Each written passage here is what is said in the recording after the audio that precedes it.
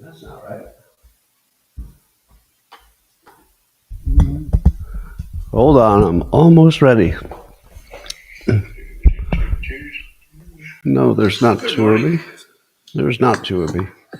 Let's go for a ride. Turn that off. All right, let me just adjust my background view here, and it will be amazing. Come on, why? Why? All right, everything's working now. How are all you doing? Everybody good? Mm-hmm. What do? Well, I got to tell you a little story. It involves me. So as you know, I'm going through this prostate cancer situation. And it's quite a journey in which I'm learning many things. But let me tell you what I learned this week. So my PSA started to spike again. So I had to went in for a battery of blood tests because that's what you do. And they give you the results so you can see them online before you've talked to a doctor. Now, a few times this has caused me some really big problems because I look at the results before I know before I'm smart enough to interpret them. So on Friday, I looked at the results, and the test for your liver function was I don't know the exact numbers it's supposed to be, but let's say it was supposed to be under, I don't know, under 10 or 50 or something, and it was about 1,000. Now that would suggest that your liver has died, and you might not be able to get it back, and that might be the end of the game. And so I kept wondering when the symptoms of liver death would kick in. And it took me a few days to get it was a weekend, so it took me a few days to get an appointment with my oncologist. And so that morning, I'm waiting to hear how long I have, because if your liver is completely dead, well, there's not a whole lot of things you can do that are very pleasant, right? So for about 3 or 4 days, I was under the belief that my liver was dead and probably there was nothing I could do about it. I talked to my oncologist by Zoom yesterday, and there were a number of things we needed to talk about. But after we talked about a few things, he had not mentioned the obvious problem that my liver had died. And the blood test very clearly, I mean, you don't have to be a doctor to look at those numbers and know, oh, fuck, I'm dead. I'm so dead. So if I looked like I was a little down the last time I talked to you, it's because I believed I would be dead maybe that week, or at least hospitalized forever or something horrible. So it looks like he's about done with his comments. And I go, okay, now give me the bad news. Tell me about the liver. He goes, oh, your liver's fine. I said, no, it's not. I saw the blood tests. I saw it was way out of range. He goes, oh no, that's a fake positive because of your bone cancer. If you have bone cancer, it influences the liver blood test, but not because there's anything wrong with your liver. He goes, there was some other blood indicator. He goes, oh, actually, your liver's improved. It's better than it was last time. Yeah, there's no problem. Your liver's fine. Now, have you ever gone through a turn like that? 3, 4 days, I thought I was dead. And all I was doing was reading a blood test wrong. It's not the first time I've done that. It's not the first time. But indeed, my PSA is up. So one possibility is they'll add or change my testosterone blocking stuff. So I took a testosterone test yesterday. Oh, you want to know the results? I wonder if I have them. Who wants to know the results of my testosterone test? Because I believe it probably didn't get knocked down as much as it should have from the other drugs. I'm now on steroids, as I mentioned. So if I start yelling at you, oh, I do have a result. So you're going to find out in real time. Maybe. Except their computers are slow. All right, testosterone test. Sure enough. Let's see how I did. I'll look at my trend. Oh, I've only done one test. So the normal range, oh, shit. So this is the one time you don't want to be in the normal range, because normal range means you're going to die, because testosterone is basically fuel for the cancer. So the whole point of the testosterone blockers is to get it, below the normal range. And I'm right in the fucking middle of the normal range of testosterone. Well, that's bad news. It's 357. The normal range is 240 to 900. Oh, wait. Oh, I do have... What? Yeah. You know what's funny? It's I did take the testosterone test years ago, 2009. So it's on the history. So it's telling me that my testosterone, I'm on 2 very powerful testosterone blockers, and my testosterone is substantially higher than it was in 2009, before I'd had any meds for anything or any cancer. So my testosterone is actually up. All right, well, I'm probably dead. But today's show will be fine because the prednisone is working, so I feel actually better than normal because the drugs do that. But no, if you missed the first part, I will. I've got an option now for a different med because these didn't work. The new med is quite promising, and there's at least one thing we could try with more testosterone blockers, which I imagine we'll do first. All right, but enough about me. I wonder if there's any science in the news that they didn't have to do because they could have just asked me. Oh, here's some. According to Karina Petrova in SciPost, the ketogenic diet is associated with a 70% decrease in depression symptoms in a new pilot study. So let me tell you what I know and why they didn't have to do that. Number one, keto is a low sugar diet. If you simply stopped eating as much sugar as you used to, you would have more energy. That's a well-established fact that everybody knows, including me. And you know what I've been saying? And totally ignored by all of medical science because obviously I can't read blood tests. And I should be ignored on all things medical. I recommend that you ignore me on all things medical. However, I already knew that sugar made you tired because you'd spike and then crash. And my hypothesis, which I refuse to release, is that depression symptoms are a result of low energy. Because I know in my life, and every single person I've ever known or observed, when their energy is high, they can find a way to be in a good mood. And when their energy is low, they very well might feel depressed. So I'm going to say it for the millionth time. I do believe there's a form of depression that is not affected too much by diet. Some real deep depression, the kind that, you were born with some different structure in your brain. But I'll bet you that 90% of what we call depression or depression symptoms, I'll bet 90%, that's just my guess, is energy. Because I have never once been sad and had a lot of energy at the same time. Never once. If it happens to you, let me know.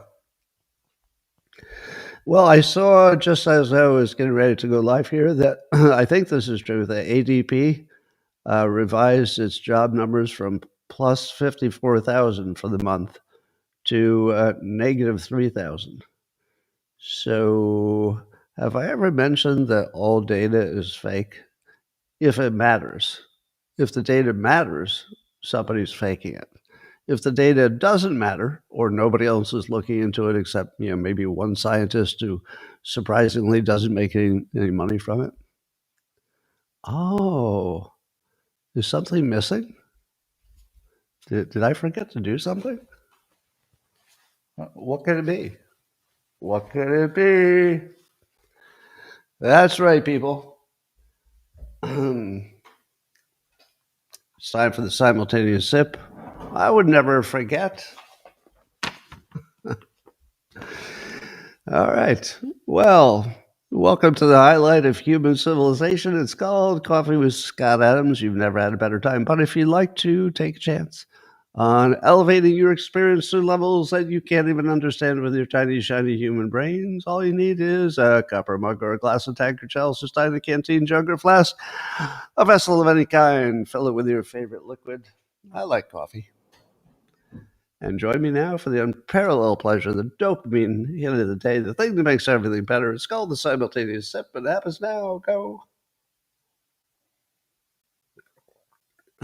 That should make angry everybody who fast forwards through the sip. Oh, I know you do. I know you fast forward me too, which is approved. Well, Zero Hedge is reporting that Walmart is removing artificial dyes from its U.S. brands and maybe 30 other ingredients that are sketchy too. Another win for Maha. I'll tell you, Maha is one of the brightest lights in the entire country. There are very few things that make me happier than watching Maha succeed, because we're doing all the right things. We got the right people. We're having the right fights, the right disagreements, the right debates, and things are happening, like real legitimate things. Now, will some of them have to be reversed at some point? Probably not the food additive part, but maybe something about, I don't know, vaccination schedules and something. Maybe. But we should still be doing everything we're doing to challenge the accepted standards for all that stuff. Here's some more possibly backward science. According to the University of Liverpool, leisure activities boost self-esteem and well-being in teens. So if they're doing sports or hobbies or something, that boosts their self-esteem. Back up. Is it possible that people with high self-esteem are more likely to engage in things which they might not do great at least at the beginning? Yes, it is. Let me speak anecdotally about one experience and see if you can generalize from that. When I was young, I participated in almost every sport. There'd be days when you do 5 sports a day. Now, why did I participate in 5 sports a day? Was it because I knew I would be awesome at all of those things on day one? And the answer was no. I was born with high self-esteem, and I didn't give a shit if you thought I did good at that sport or not. I just thought I needed the expertise or the experience or the exercise, and I just did it. And then, of course, if I eventually got good at something, like ping pong, I got pretty good at. Not what you saw in video the other day, but when I was younger, I was quite good at it. So there were some things, tennis, for example, that I got better than average. And I suppose that helped my self-esteem, but the self-esteem was there first. Maybe my mother put it into me. Maybe I was born that way. I feel like I was born that way. I don't feel that somebody else's opinion of me was making me happier or less happy or more motivated or less. I never felt any of that. From the minute I was born, I just knew that I was going to go get the shit I needed to get, and nothing was going to stop me. And so I was just born with self-esteem. So of course I participated in whatever was happening. Oh, we're playing this today? Handball? Sure. Never done that. You'll beat me, 21-0, but I'm all in. Racquetball? Yep, sure. Everything. So no, I think that some of the science is backwards. Having good self-esteem might get you on the field, but then being on the field, if you did well, or maybe even if you don't, might boost your self-esteem. So it's sort of a two-way situation, is my guess. DoorDash has been testing for a few years now some autonomous devices. One of them, it looks like they'll have something for automobiles to deliver uh, deliver food without human. But before we see that, Stanley Tang is writing on X that they're introducing Dot. It's a robot that will deliver your food, and it will go on bike lanes and roads and sidewalks. It's small, so 1/10 the size of a car. And it can go up to 20 miles an hour. Now, people are already complaining that, oh no, don't put that on sidewalks. Sidewalks are not for machines. To which I say, well, the machine will probably be not looking at his phone like you are. What would be more dangerous? A autonomous device on the sidewalk that sees you and adjusts and moves out of your way, or a human looking at their phone and walking down the middle of the sidewalk? Which do you prefer? How about two fat people in front of you that don't get out of the way? What's better? Well, see, sidewalks are a problem. Have you ever had anybody in a wheelchair attack you? I had that experience in San Francisco. There, apparently, there was some well-known wheelchair guy who would literally just run his wheelchair into you, and it hurt. It hurt because it's a wheelchair, and it's moving into you. And he was just some bastard that would just target people and wheelchair into him because nobody was willing to call the police on the wheelchair guy, including me. Yeah, I just took it, moved on. Anyway, I'm not too worried about the DoorDash robot, but it won't be completely smooth sailing, but I think they have to get there eventually. Got to do it. OpenAI has released a list of work tasks it says ChatGPT can already do in replacement of human activity. Now, apparently, OpenAI is sort of trying to walk this fine line between scaring you that AI will take all your jobs and then reassuring you that it will allow you to keep your job but do it better. So I think this is along the mode of telling people that some of their tasks might go away, but you might still need the person to oversee the task.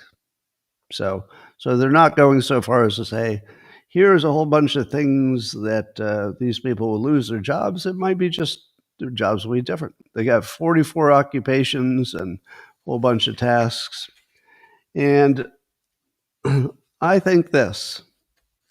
I think that the permanent situation will be you need a human to closely watch almost everything the AI does, and you can't get rid of the human because the LLM AIs, the ones we use, are prone to hallucination, and you really can't have anything in the workplace that you're responsible for that could be a hallucination. You can't do that even once. I mean, that would be terrible for your career. So I'm going to say that what AI would like you to believe is that getting really, really close to being completely able to do a human's job means that if you just wait a little bit longer, it's going to close the gap, and then for sure it'll be able to do the human's job without intervention. I'm going to say no. I'm going to say that the closest you can get is somewhere around where we are, which is you can't trust it. I think can't trust it is its cap with current technology. And I'm not aware of any technology that would change that. So I'm not worried really much at all about losing jobs to AI. I think the nature of jobs will change a lot, and the nature of life will change a lot. But I don't know about jobs. It doesn't seem to me that there's some straight line from where we are now to fewer jobs. I just don't see it. All right. Unitree, which is another humanoid robot outfit you hear a lot about. It was discovered, according to Interesting Engineering, Tharva Gosavi is writing, that these robots are built with a Bluetooth connection, which is just a convenience for helping you hook your Wi-Fi up to your robot. Now, the Wi-Fi may have its own security issues, but apparently the Bluetooth feature is very hackable. And on top of that, they discovered that the Unitree robots send data back to China every 5 minutes. What? It sends data to China every 5 minutes? Now, presumably, if you looked at that data, it would be necessary data for making the robot work or work better, something like that. I assume, something like that. But just imagine the risk that you can hack it through the Bluetooth and it's already sending data to China. So, and it could infect other robots that are in range of its Bluetooth. So that's not ideal. Now, it's good that they found it. I'm sure they'll figure out a way around it. All right. There's CBS News had an article. I saw a post on X. It said, "Meet the man behind 1/3 of what's on Wikipedia." And I thought to myself, well, that can't be true. It can't be true that one person is writing 1/3 of the articles or editing 1/3 of the articles on Wikipedia. But he is. There's one guy. And the funniest thing about it is the guy looks exactly like a popular meme.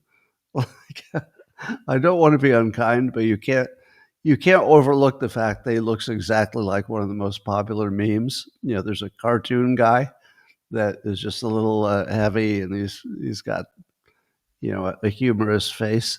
This guy looks just like the meme. It's awesome. But I have to admit, on one hand, it's probably bad that there's one person who has that much influence. On the other hand, how impressed are you that he was smart enough to write 1/3 of the articles on all manner of different topics, and the other editors allowed them to be published? Meaning that other editors thought, yeah, that looks accurate to me. That is really impressive. Like, if you're wondering what is the upper limit of human ability, well, I would look at this guy. Whatever he does, his human ability of writing and understanding and absorbing new information, I've never seen anything like this. I mean, if this news is true, that he wrote or edited 1/3 of the articles on this, I don't even need Wikipedia. Can I just have this guy's DM? Can I just DM him and ask him if I have a question? Skip the middleman. Well, the government is officially shut down because they can't come up with a budget. Now, you're probably thinking to yourself, Scott, who's right and who's wrong on this budget stuff? Is it the Democrats who are lying about what they're asking for, or is it the Republicans who are lying about what the Democrats are asking for? Have you noticed that both sides are very obviously lying? Now, lying by omission more than lying by commission, but probably a little lying by commission as well. Now, would you agree with me that the Republicans, all of them, are absolutely full of shit about what they're claiming the Democrats are asking for? And would you agree that what the Democrats say they're asking for is absolute bullshit? They're both lying. Am I right? Would you agree with me that they're both lying so obviously? Right. Now, here's the trick. This is a trick I learned from my old boss at Pacific Bell. If you know that both sides are lying about a spending, the decision is easy. That's your decision. Both sides are lying. So the answer is you don't give them a fucking penny. You got that? If both sides are lying, you don't give them a fucking penny. That's the rule. This one's easy. This is the easiest rule ever. You don't need to know the details. You don't need to know anything about the national debt. You don't need to know what their plans are for the next phase of negotiations. You don't need to know what they lied about. You don't. All you need to know is both sides are lying. Fuck you, not a penny more. That's it.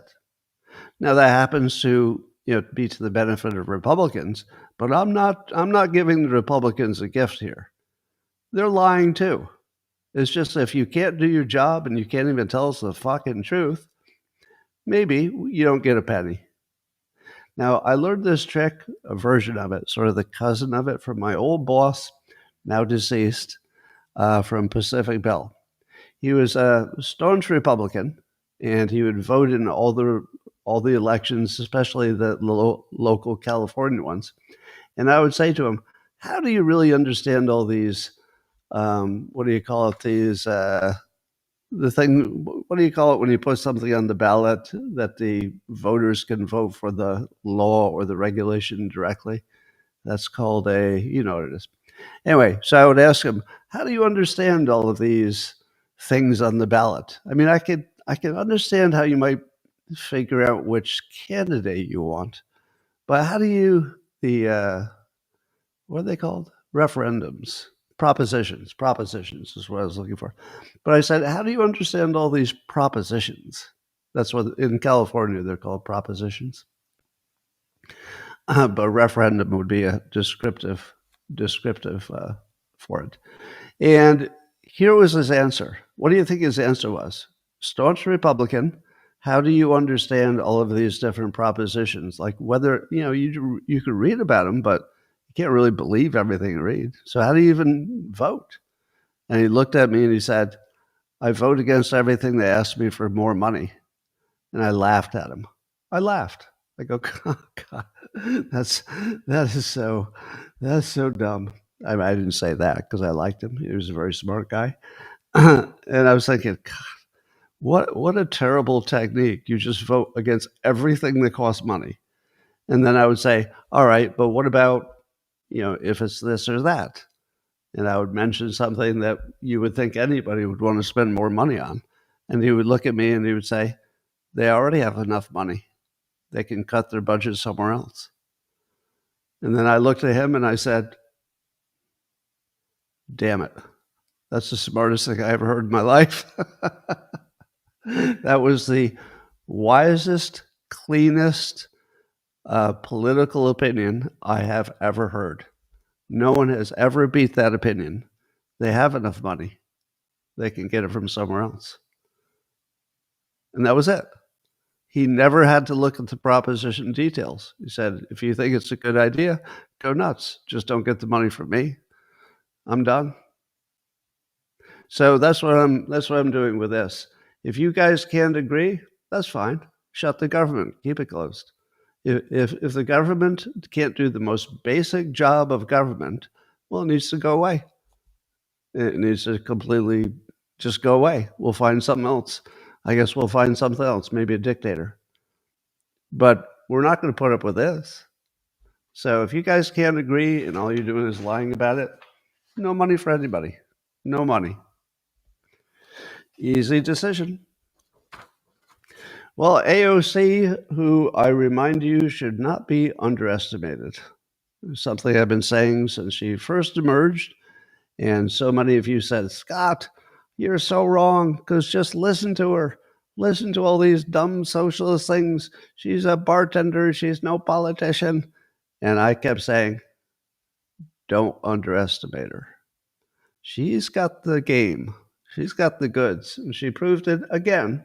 Now, and I'll say the obvious again, it doesn't mean I agree with her, blah, blah, blah. She's just talented, just genuinely talented in this domain. And Breitbart News is reporting that she was on some show and she denied that Chuck Schumer might be forcing the shutdown for his own political benefit because he would be worried that AOC might try to primary him. And apparently AOC's answer was that my office is open and you're free to walk in and negotiate with me directly. So that she gave a message to the Republicans without really saying that she would or would not primary Schumer, kind of glosses over that. Again, don't underestimate her. And instead says, hey, no, you Republicans can come to my office. My office is open. You're free to walk in and negotiate with me directly. Now, do you see how damaging that is to Schumer? She basically just took his job without an election. All she had to do is point out that he's not doing his job, but she'll do his job. You just have to walk in my office. Door's open. Just walk in and I'll do Schumer's job for him. Now, could she? Well, she doesn't have the authority, but suppose she worked out an agreement with the Republicans and then made it public. Could she embarrass Schumer into taking it? Maybe. It doesn't have to be a hard yes. It only has to be maybe. And suddenly you're thinking of her as the speaker or the minority leader just because she put that in your head. Now do you understand why I say don't underestimate her? This was purely brilliant. That was just brilliant. Yeah. So we'll see where that goes. I don't think any Republicans are going to boost her by going into her office, but the fact that she put that frame out there is just kind of perfect.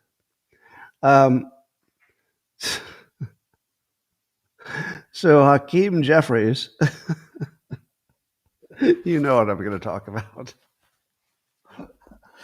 So I think you all saw the Trump meme that he sent around. He didn't make the meme, but he sent it around.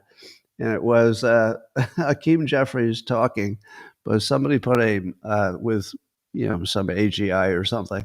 They put a Mexican hat and a fake Mexican mustache on him.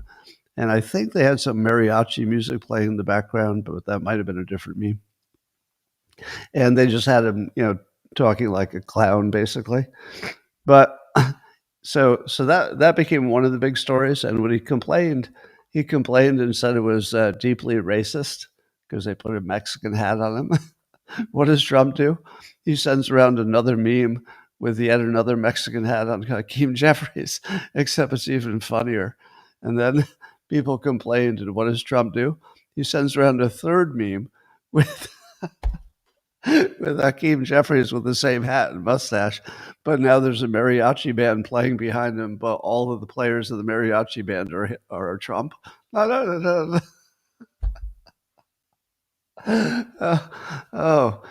So we've gotten to the point where calling a Republican racist is going to get you the hat. Maybe not always the hat, but treating you as a clown for even going down this stupid path of racism is going to get you the clown treatment. And if you complain about getting the clown treatment, guess what happens? More clown treatment. And if you complain again, guess what happens? More clown treatment. And it gets funnier every single time. Absolutely hilarious. But to be fair, these are comic exaggerations about Hakeem Jeffries, right? They're comic exaggerations. So you can't take it seriously. I mean, it's not like he's an actual, incompetent clown or anything, right? Well, Abby Phillip on CNN asked them this question of Hakeem Jeffries. Once the government is shut down, which it will be in 2 hours, she said yesterday, how do you get out of this? How do you get out of this? So thank goodness he's not some crazy clown because, he's got a serious question of great importance. So he'll give a serious answer. He said the GOP is in charge of the Congress. So it's up to them. Hakeem, are you really leaving out the part where the GOP can't do a thing without 60 votes and they've only got 50 whatever, and they need, I think, 9, maybe 9 votes from the Democrats, which they're not getting. So to prove he's not a clown, he went on TV and lied. He just left out the most important thing. The most important thing is they need 60 votes. They can't get it without the Democrats. And he says that, oh, the GOP is in charge of the Congress, so, why don't you talk to them? That is the most incompetent, clown-like answer you will ever see. Absolutely incompetent. The other thing that I'm positive that Hakeem is blind to is something I've been telling you for a long time.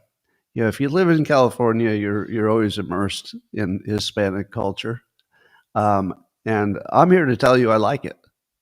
Like if you actually, if you become, let's say, saturated in or immersed in the culture, you're gonna like it.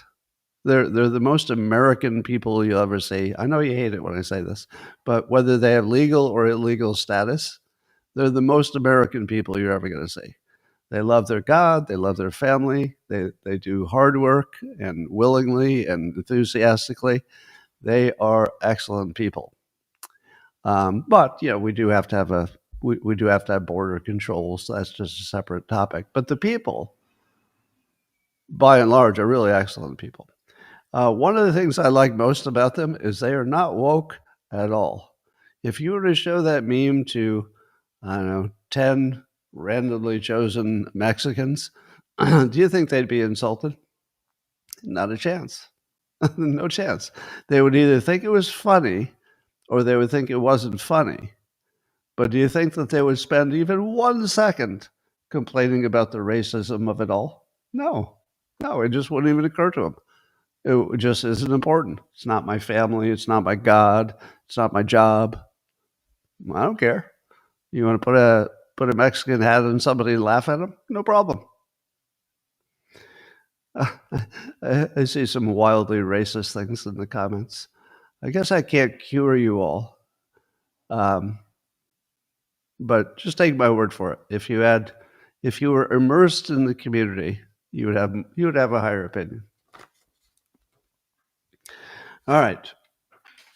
The other thing, one of the memes referred to Hakeem Jeffries as a dollar store Obama. Now, I would say that's not racist, but it is racial. It is possible to make a joke that involves race that is not racist. I think this is a perfect example. I don't think that's racist. I think it's obvious that people's color has some impact on whether they get elected.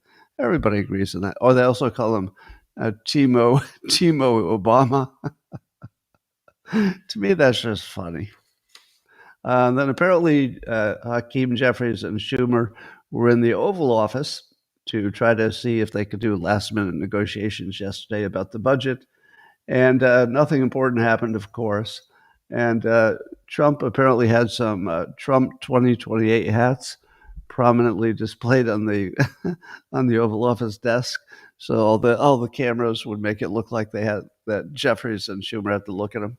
There was a story that he gave them in the hats, but that didn't happen. I don't think it happened. Well, you may have seen the Pete Hegseth clips and the meeting of the generals and admirals. Now, we're told that the reason that they were collected there is for the purpose of what they were told by, their Secretary of War, Pete Hegseth, and later also by Trump. But I'd like to inject my own conspiracy theory into the mode, okay? Imagine, if you will, that the U.S. was preparing for some major military action, maybe against the Venezuelan cartels, maybe against something else. Now, would they give up? Would the world know what we were planning if the only people who got invited were the most directly involved with whatever that military action would be? Because there are different leaders for different parts of the world, different theaters, right? So if you only invited in all the leaders from one theater, then people would say, oh, shoot, something's going to happen over there. And then maybe they could prepare for it, and we wouldn't want that to happen, especially if we decide not to do it. You don't want to cause a whole thing. So, is it possible that although there were genuine reasons to have the meeting that we saw, that maybe it was the only way they could disguise that they were planning some action against one part of the world, and they didn't want to signal which part it was, right? And I ask you, do you think that communications, our military communications, are sufficient? That if we just said, well, you don't all have to come here, we'll just send you this top secret, top secret, encrypted, double encrypted, triple encrypted, military encrypted thing, and everything will be fine. But we all know that stuff leaks, and we could suspect that maybe some adversaries have access to it. The only thing you could really do is bring in the top people and put them in a secure room, like a skiff, and just say, all right, guys, don't tell anybody yet, but make sure you guys are operationally ready for some action that's coming. All right, if they didn't do that, and yet they are also planning a military action, well, they did something wrong, because that's the way they should have done it. They should have disguised it as an all-hands meeting and then secretly pulled off the subset of people when nobody's watching and say, all right, you guys, you 20 people, come this way. That's what I think. Anyway, we'll see. But so the things that Hegseth mentioned, I kind of liked. I liked it a lot, actually. He was telling the generals and the admirals that the military is going to get rid of wokeness, no dudes in dresses, no fatties in the military, including the generals in the hallway, no more emphasis on climate change, only emphasis on lethality and effectiveness and professionalism, basically. I like it. And Trump mentioned getting rid of, when he talked, getting rid of political correctness in the military. He says the purpose of American military is not to protect anyone's feelings. It's to protect our republic. Correct. I would say that I was skeptical about the value of this all hands meeting, but I'm not now. I thought Hegseth did a stellar job. I thought he did a really good job. He got rid of the beards and the beardos, he called them, the beardos. So anyway, good job, Pete Hegseth. Then the president spoke, and I'm going to echo something I believe Steve Bannon noticed too. Trump looked dangerously tired yesterday in at least two different events. Now, he has a right to be tired because he's doing about 4 jobs, and I've never seen anybody work harder. But it's unusual. It's unusual to see him that tired. It makes you wonder if he's taken on too much. Maybe he's not getting enough help from his staff. That's what Steve Bannon was suggesting. Maybe people need to step up, give the guy time to take a nap. I think this is good for any president, and Trump, of course, is famously the highest energy president. Well, Clinton was pretty high energy, but nobody doubts his energy in general. But he looked like maybe he was, I don't know, coming down with something, or he lost some sleep recently over something. I don't know. But I am worried about him. And if all it is exhaustion because he's taking on so much, well, I act like that's nothing.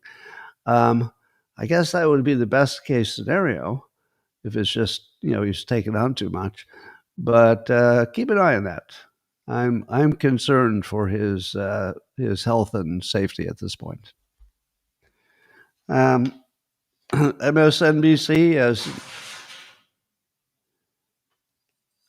cats. All right, troublemakers. They have found the highest point in my office on top of some equipment. Don't break anything. All right, MSNBC, as a number of people noticed, is back to calling Trump Hitler, or at least some of their guests are. And they don't like the fact that Trump referred to the enemy within, which is all the wokeness stuff, as the enemy within. And he wasn't he wasn't making a big deal about diversity being a value, might actually be a disadvantage in the military. Certainly, you don't want too much diversity of opinion in the military. You kind of need everybody to do what they're told. So MSNBC learned nothing. Still a bunch of Hitler stuff. And other big news, although it might take a while for this to be implemented. So the White House has announced that they're going to have a website for selling pharmaceutical products, not all of them. There'll be a limited number. First, it would be only Pfizer products, and not all of them, just a few of them. And you would be able to buy them directly on that website and bypass the middle people. So you'd save money by bypassing the middle people. Now, I think that means that Pfizer still gets their full profit. I have a lot of questions about this, so don't believe what I say yet on this topic. It seems to me that we don't know if Pfizer took any hit, because maybe they just agreed to be on this website, primarily so that the middle people lose their profit, but not Pfizer. But there is at least one category that prescription Medicaid drugs. I guess the prescription Medicaid are the only ones that are going to be on this at the beginning. So Medicaid, but not Medicare, right? Why Medicaid, but not Medicare? I don't know. Seems like the argument for one would be the same as the argument for the other. And anyway, but Chris Klump, who was, I guess, in charge of putting that deal together, says it's the first of many deals. So I guess what we'll find out is how much this grows, how successful it is. It's going to take a while for this to be implemented, and we'll see if it has any impact on Mark Cuban's business selling lower cost meds. Initially, it might actually be positive, because any pressure you put on the pharma companies and any efforts to lower their costs probably works for everybody who wants to do the same thing. And Cuban has a several year head start in doing that kind of business. So we'll see. And why wouldn't it be available on the government website, but also on the Mark Cuban business model? Is there a reason that Pfizer wouldn't make the same deal available to both? I don't know. A lot of questions. We shall see. Well, pollster Frank Luntz was on CNN and probably didn't give them the answer that they wanted. So there's a new poll that says that Trump is losing quite a bit of support among groups that put him over the top, like Hispanic voters and voters under 30. And I think Luntz was supposed to say, oh, now that Trump has lost all this support of these subgroups, it's bad news for the midterms. Instead, he said, quote, about Trump, he should be concerned about it, and the Democrats should be concerned because their numbers have dropped even further. So the right answer is, yeah, Trump lost support in a couple of groups, but not as much as the Democrats lost overall. And he even predicted that if you looked at history, the Democrats should take control of the House in the midterms. That would be based on history. That would be the typical, most common, normal thing that could happen. But he says, if you asked me who was in a better position, talking about the midterms, I would say to you that history says the Democrats should win. But based on where things stand right now, you have to give Republicans the edge. Do you know how bad your party has to be for you to lose the midterms when the party out of power pretty much automatically wins the midterms? I don't know. So I'm not yet going to say that Republicans have a lock on the midterms, because I don't believe that's the case. This really looks like a coin toss to me. I believe the Republicans could do well. That doesn't mean they will. And I believe the Democrats could do well because it's not a presidential race. And the Democrats will just say, I like Democrats. Maybe, and if more of them go, if the Republicans don't show up, anything could happen. Well, here's a delicious little story. Black Lives Matter is suing a Soros-backed group called Tides Foundation, because they think that the Tides Foundation had promised them $33 million that is not being distributed. So the lawsuit was filed last year, but the stakes were raised on Monday. I guess there's some other things happening that raise the stakes. So it's just funny that Black Lives Matter doesn't trust Soros organization, and the Soros organization doesn't trust them apparently enough to give them more money. So they're accuse the Tides Foundation of alleged deceptive business practices and egregious mismanagement of its money while demanding its return. Okay. So how much did you love that story? That Black Lives Matter is suing a Soros-funded organization. All right. Here's another story you might appreciate. You may or may not know that the ADL had on their website criticism of, I guess, Charlie Kirk and also Turning Point USA. But they got a lot of pushback from influential people. Elon Musk and Donald Trump were mentioned. I'm reading Joel Pollak's story in Breitbart about this. And apparently the Anti-Defamation League deleted an entire part of their website called the Glossary of Extremism, because there was something on there that was sort of anti-TPUSA. And the Jewish Insider is reporting this. It says, under pressure from Elon Musk and Donald Trump and prominent right-wing activists, in the wake of the assassination of Charlie Kirk, the Anti-Defamation League is removing its glossary, blah, blah. But the database had identified over 1,000 terms relating to extremist ideology. So they got rid of that. And an ADL spokesperson confirmed that they removed that glossary, and it does not consider TPUSA, Turning Point, to be a, quote, extremist group. So they don't have that there. But there was more. They also had a backgrounder page on Turning Point USA, which remains there, but they've edited it. So the original version said, Kirk has created a vast platform for extremists and far-right conspiracy theorists who speak and attend his annual America Fest and other events sponsored by them. So their backgrounder was that it's a big platform, and there could be some extremists who are attending.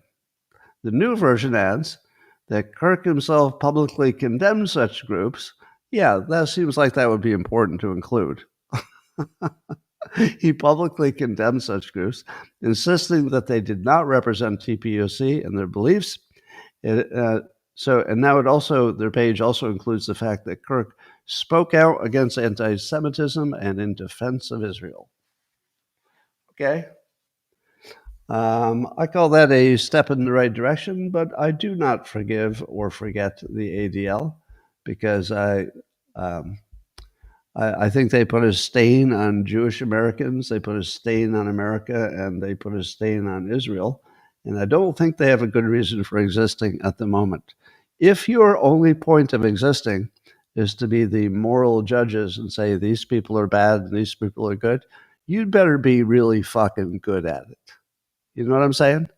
If your job is to destroy people and destroy organizations, but only if they're bad, you better be really fucking good at knowing who's good and who's bad. And you're not. You're not. If you can't learn to be fucking good at it, you should go out of business. Nobody should give them a penny. Now, I told my locals followers before the regular show here that for health reasons, I'm temporarily on some steroids. If any of you remember what happened to me with the last time I was on prednisone, this is not prednisone, but it's a different steroid. I get pretty aggressive. I might curse a little bit more, if you don't mind. Does anybody mind if I get a little more aggressive than usual? No, you don't mind. And then I said to myself, after hearing that the BLM was after Soros and the ADL was really just a stain on America, I wondered, what does the ADL think of BLM? Do you ever wonder that? What does the ADL think of Black Lives Matter? So I went to Grok and looked it up, and apparently it's complicated. They're all in favor of the sort of general concept of it, that everybody's important and Black Lives Matter, and they don't like excess police actions, just sort of the ordinary stuff that most people would say, oh yeah, that makes sense.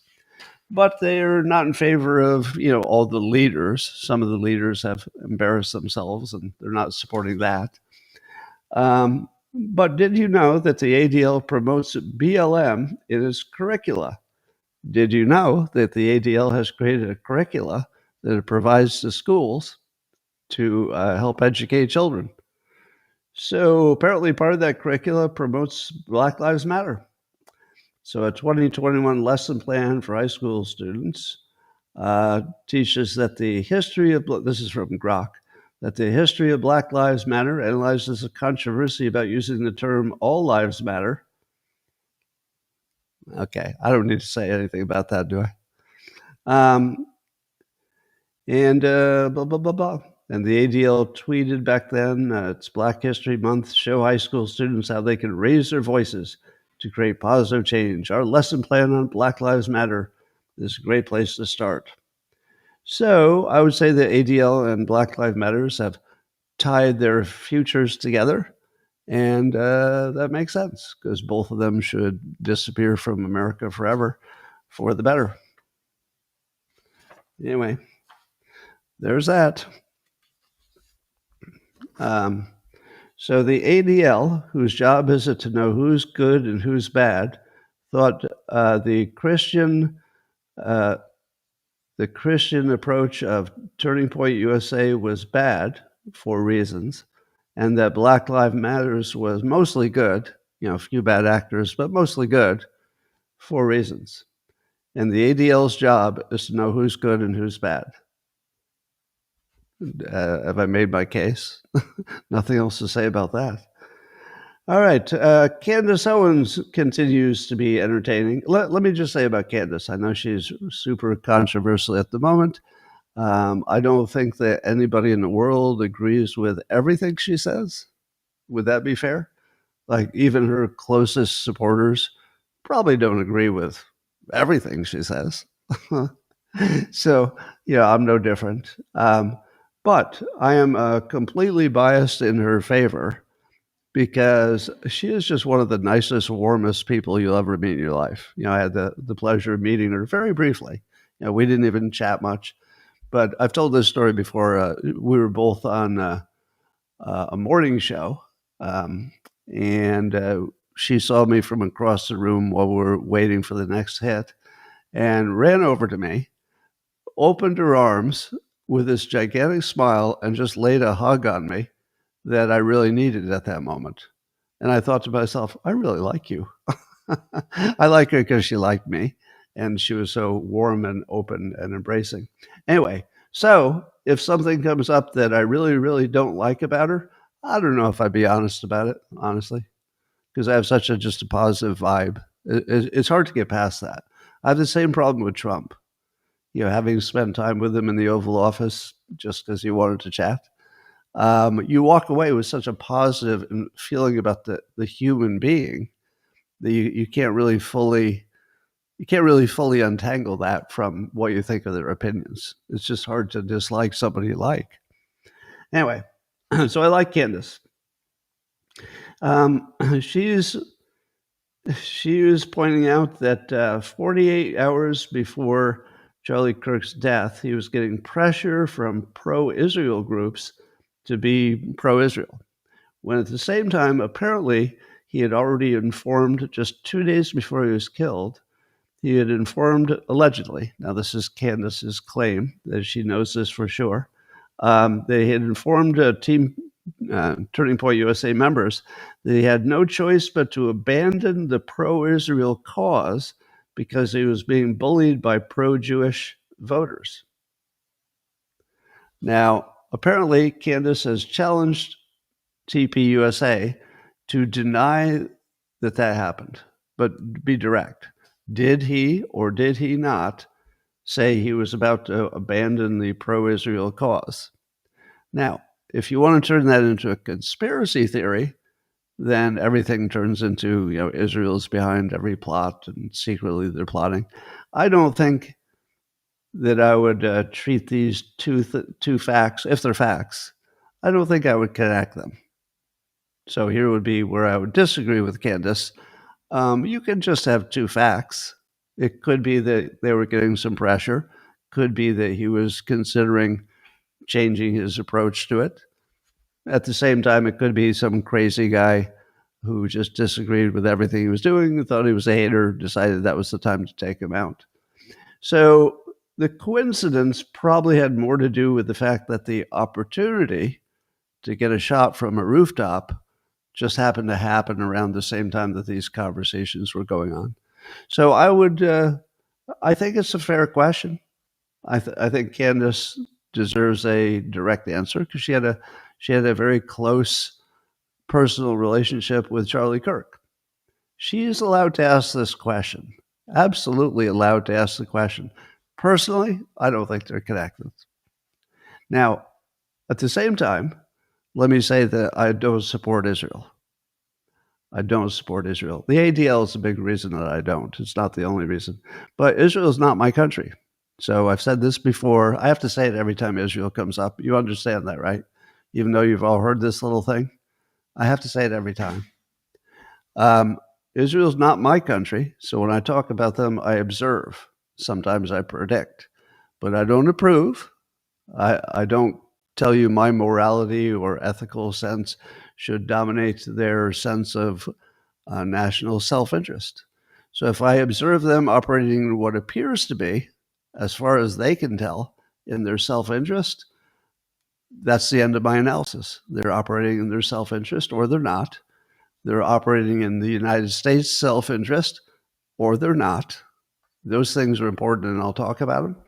But it's not up to me to say who's a good guy. I don't think there are any good guys in the Middle East. There's just power, self-interest. That's it. Anyway,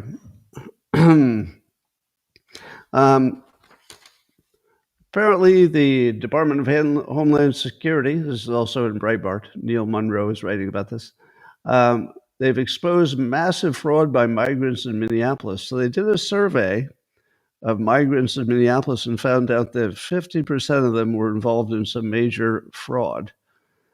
Sometimes it was fake marriages. Sometimes it was people here illegally. Sometimes they were, working some fraud like the healthcare frauds we've heard of recently that are massive. But 50% forged documents, abuse of the H-1B, 50% were involved with a major fraud. So this gets back to how much immigration should we have and from where? Can we finally say out loud without getting canceled that not every source of immigration is the same? Can I say out loud now that if we imported some Europeans, especially let's say Christians, if we imported some Christian Europeans of any color, doesn't matter the color, they could be black or white, but they're Christians and they're Europeans. Would there be any problem with assimilation? Probably not. Right? It'd probably be instant. What about Mexicans? Well, here the only issue I think is quantity. because they assimilate really well, really well. The second generation is just full American.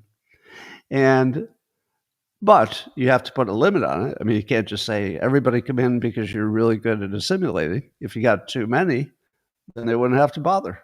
They'd be stuck in their own communities, might not even learn English, who knows? So that would be a question of quantity.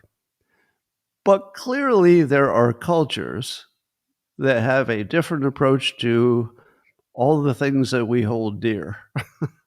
As in, if you can steal, should you do it? There are some cultures in which, within the culture, stealing something that you can steal isn't so bad. And there are some cultures in which doing something bad to a group to somebody who's not in your group, it's not such a big deal. For example, some Muslim cultures that might say, in the Middle East, not so much here, but in the Middle East, they might say, well, we can rape those women because they're not Muslim. Do you want more of that? Do you want a lot of that in the United States? Now, I don't know how much of that has already been imported, but not zero. Not zero. We have, in fact, imported people who probably would say out loud, if they felt they could get away with it, oh, yeah, you can definitely rape people who are not Muslims. They're not even human, basically. Yeah. How many of those do you want? So likewise, in is it Minnesota or Minneapolis? I always confuse the two in Minneapolis. If it's true that the type of immigrants in Minneapolis have a cultural, let's say, eccentricity or something different about them that doesn't fit with our culture, and maybe this fraud stuff might be part of it. I don't know. I just know that if you took a bunch of Christians and a bunch of Buddhists and put them in a room and said, all right, you have the opportunity to do a fraud and steal things and you probably get away with it, they wouldn't all do it. You know what I mean? They wouldn't all do it. Some would, but they wouldn't all do it.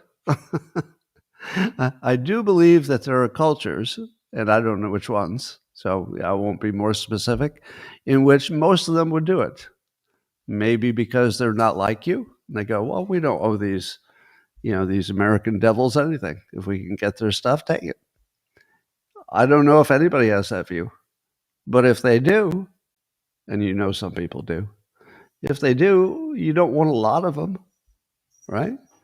You don't want a lot of those.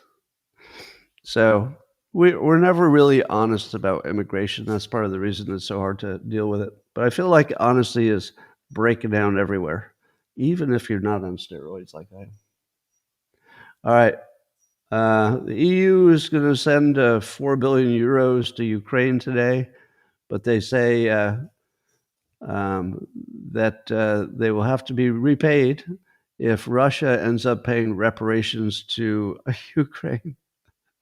What are the odds that Russia is going to pay reparations to Ukraine? Is this just the EU being stupid? Because they don't want to say we're just giving away our money. So they're going to act like, well, there's one possibility. Some of it might come back. Who believes that? Nobody. All right. Also in Ukraine, according to Visegrad 24, there's a major, not Ukraine, but in Russia, there's a major oil refinery. It's one of the 5 largest refineries in Russia. There's no indication it was attacked, but it's on fire. They're saying it wasn't caused by a drone attack, but I don't know if they would necessarily have noticed it. Don't know. So, as I've said before, the reason that I always talk about the refinery attacks and the refinery fires is that my estimate is that if you take down Russia's energy economy by 20%, that they'll end up at the negotiating table pretty fast. You don't have to take 80%. 20% and growing means they're going to start talking to you real fast. So I don't know how close we are to 20%, or Ukraine is to getting 20% of their energy stuff offline, but I'll bet they're somewhere in the 10% range and growing. Meanwhile, in Germany, Oktoberfest in Munich got closed down because of bomb threats, and an actual bomb went off. And I guess they found a backpack with additional bombs has also been found. I do worry that mass gatherings will just have to be stopped. I'm still impressed that we can put on major sporting events without an attack. I don't know how long that will last, but it probably only would take one attack on a sporting event before we say, all right, we're done with these. We're not going to do this anymore. I feel like that could happen in my lifetime, and that would be super tragic. Well, President Trump says he's open to meeting with Kim Jong-Un without preconditions, which is exactly the right approach. Just act like he's our friend. And I would go further. I would invite him to America to a basketball game. I would invite him to an NBA game, sit in the good box, have tons of security, have Trump sitting next to him, just watch the game. And just say, we don't even need to talk any politics if you don't want to. I'm just inviting you over to watch the basketball game. Would he come? I don't think so. I don't think he would feel safe. But what would you do? If you knew that he had been friendly to you the whole time, Trump, and you knew that he could protect you if he wanted to, would you feel comfortable coming to America and being, essentially at the mercy of American security? I don't know. So, but it might be worth something just to invite him and let him say no. Because imagine if it's your favorite thing and you genuinely don't really feel a risk. Maybe. I mean, just the invitation would be, I think, valuable because it would just change the way you thought about everything. Stop thinking about nuclear weapons and start thinking about 3-point shots. Just change the conversation. Well, according to the New York Times, I guess Marco Rubio is in charge of working with the opposition groups in Venezuela, trying to get them to overthrow their dictator, Maduro, without the U.S. moving its military in. What would the U.S. do to help the opposition take over the country? Well, it's called a color revolution. And they would do the exact same thing that the Democrats did to the Republicans. They would fund a bunch of fake organizations, so it looked like there was a major, some kind of a major, movement on the street. They would try to bribe the media, but probably the media is firmly under the control of the dictator, so that might not work.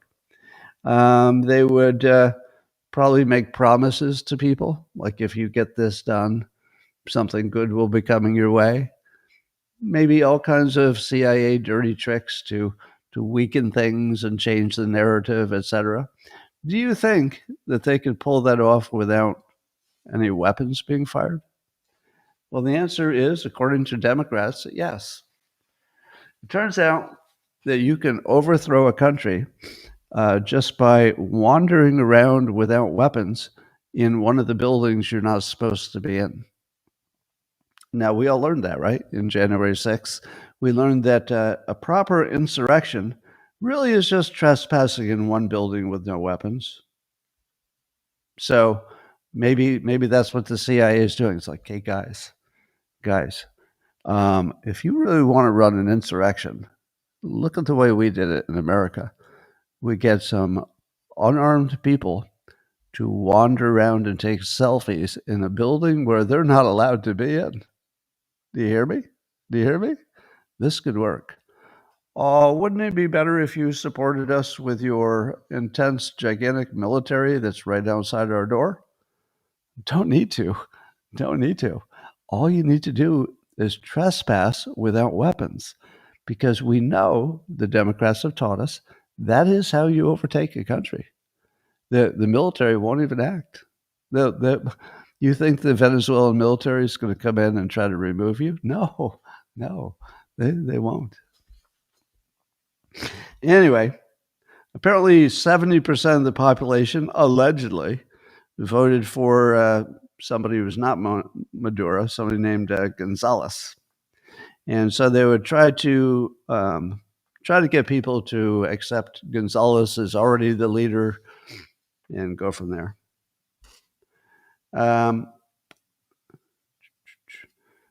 New York University did a study of 5 to 11-year-olds in the US and China and found out that children's belief that their family and friends would support their pursuit of political leadership as adults predicted their expressed motivation to become political leaders, specifically president or chairman if you're in China. So the idea was that the reason more males than females become presidents and leaders is because they learn very early, between 5 and 11, that their parents would support a boy trying to become president, but they would not support a girl trying to become president. Do you believe that? Or are you watching the cats behind my shoulder seemingly having some kind of sexual encounter? But pretty sure it's not. I'm about 80% sure that's not sexual. Yeah. Anyway, do you believe that that's why girls don't become leaders as often? Because their parents did not support them when they were between 5 and 11? I don't. I don't believe that. Here's what I believe. When I was between the ages of 5 and 11, I wanted to be rich and famous and somehow impactful in the world. But my father's advice was to work for the post office. True story. He worked for the post office, and he couldn't stop raving about how good the benefits were. Get a lot of vacation days. You get a good pension, which he got. He had a very good pension. And it's hard to get fired. So while I was born planning to be, something important someday, CEO or something, my father was guiding me toward the postal arts. Did it make any difference? No, because I was always ambitious. I was just born that way. It didn't come from anywhere. I was just born ambitious. I believe that these 5 to 11-year-olds are mostly just born ambitious. Yes, it's true that the boys might get more encouragement. But I don't think that matters, because I think that anybody who is so weak that their childhood experience told them that they could or could not be president, they're not really presidential material. You want somebody who is, sits up in the crib and goes, I've only been here a day, but I think I could run this place. Like me, like Trump. Those are the ones that become president. The ones who are sure that you can't talk them out of it. So I don't believe that study. But I will acknowledge that there's something to it. More encouragement would be better than less. But how much did J.D. Vance get encouragement to be the vice president, probably the president later? How much encouragement did he get at home? Do you think that was the difference? His addicted mom was saying, yeah, sure, you could probably go from poverty to the president. Yeah, go do it. Probably not. Trump is giving Hamas yesterday he said 3 to 4 days ultimatum to accept the Gaza peace plan, to which I give you this bit of advice. A deadline of 3 to 4 days is a deadline of 4 days. There's no such thing as a deadline of 3 or 4 days. That's 4 days. 4 days deadline. Forget about the 3. It's funny. I think it's funny when Trump talks like that because it makes you not be able to turn away from what he said. If all he had said is, deadline in 4 days, it wouldn't be nearly as interesting or stick in my mind as when he says 3 or 4. So what's he going to do on day 3? He's going to yank it. I said 3 or 4. Oh, no. No, you thought you had another day? Look at what I said. I said 3 or 4 days. This is the 3rd day. So deal's done. And Hamas says, but you said 3 or 4. I know. And this 3 or 4. Anyway, I think there's no chance in the world that the deal will be accepted. So I think Israel will just get a free pass to do whatever they think they need to do. Meanwhile, apparently Israel was using something called Unit 8200. So that's one of their, I don't know, dark arts people or something. But they were using Microsoft's cloud storage to keep all the mass surveillance on Gaza about all their telephone calls. I guess they had every telephone call, and they were storing it on a Microsoft servers. And Microsoft, when they found out that's what it was being used for, they said, come to my office. So the CEO of Microsoft summoned the head of Unit 8200, and I don't know exactly what he said, the CEO, but something along the lines of, we're shutting this down. And they moved all their data, so they didn't lose their data. They just moved it to Europe or something. But good for Microsoft. Good for them. I think that had more to do with managing their customer base and their employee base than any real feeling about it, my guess is. But it was the right business decision. By the way, I do have some Microsoft stock. Blowing my nose wouldn't help. I know you're trying to help. The only time my nose does this is when I do the podcast. It won't do this all day. It'll stop as soon as I'm done. And the blowing the nose makes no difference. It's not like I haven't tried. I love some of your suggestions. All right. How about that Microsoft Word, though?